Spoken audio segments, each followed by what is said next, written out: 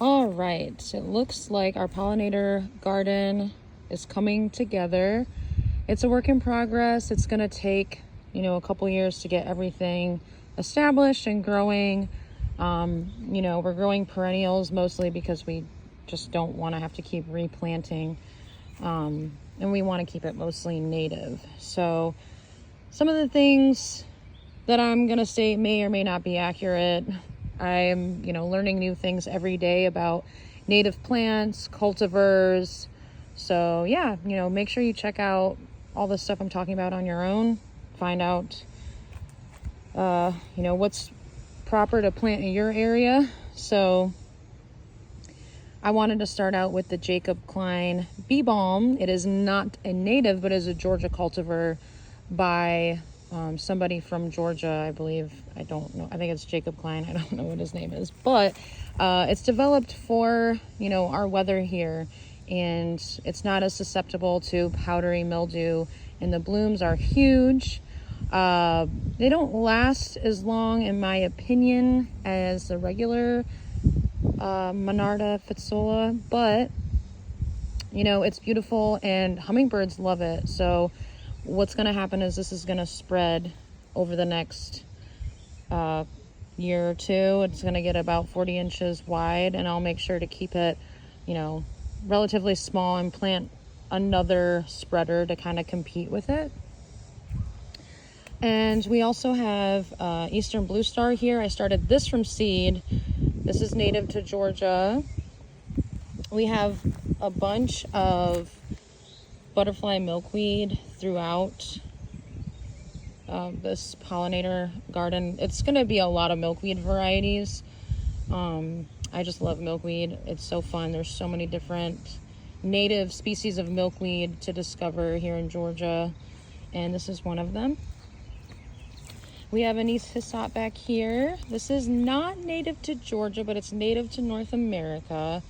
And, it reseeds itself every year. So next year I am going to replace it with the Georgia native, which is giant anise hyssop.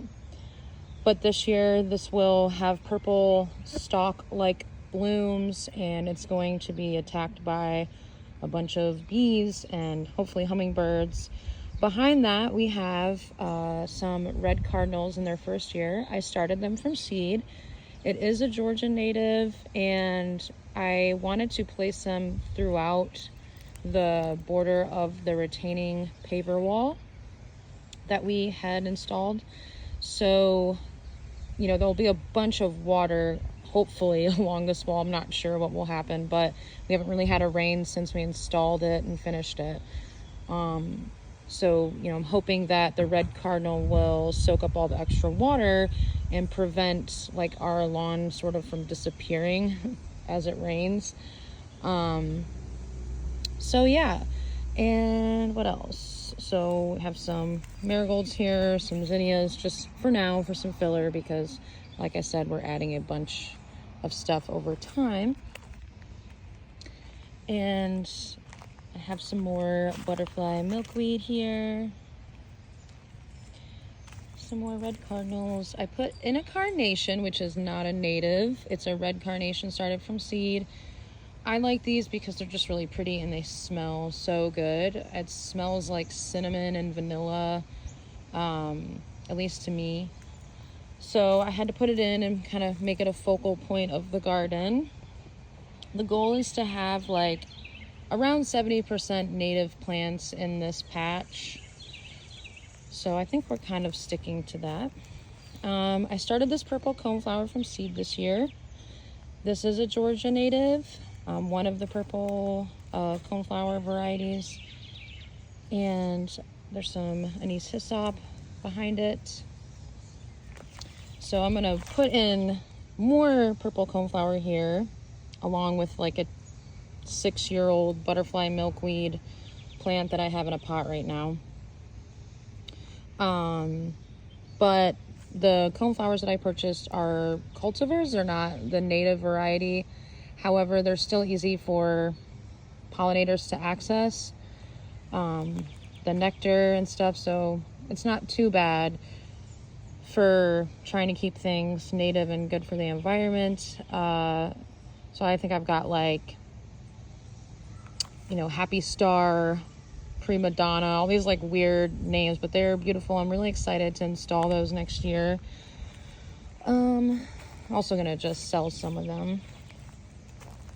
And then we have aquatic milkweed, which I guess is native.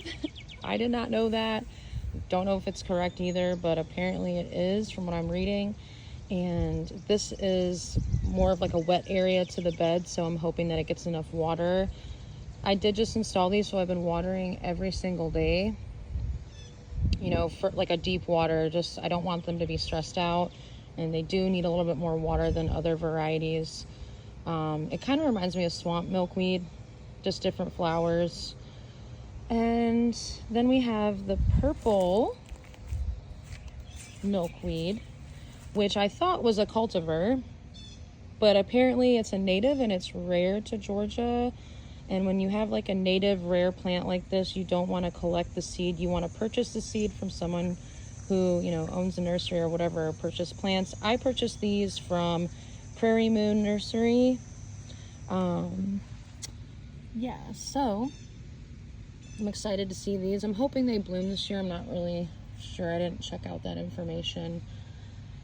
These are from Joyful Butterfly. And we have a tomato plant to take up some space for now. And some more blue indigo.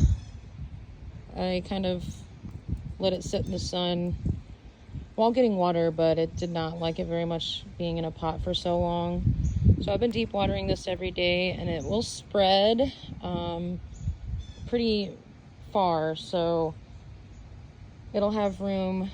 I cannot wait to see like the orange butterfly milkweed against the blue indigo. I think that's going to be really pretty. So yeah, I started the milkweeds from seed, these little guys. Fairly easy to do. But yeah, so this is it, and hoping for more blooms to come this season. And this will not be the last bed we install, so looking forward to do more pollinator beds. See ya.